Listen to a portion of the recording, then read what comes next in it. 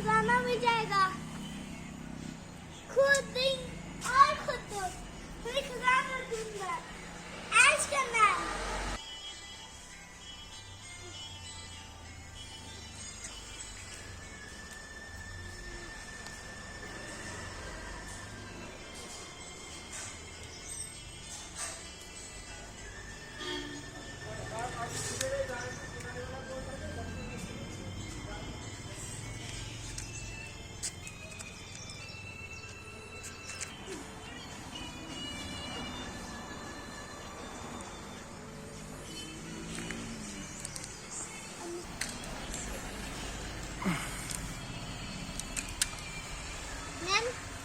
Please like and subscribe my channel.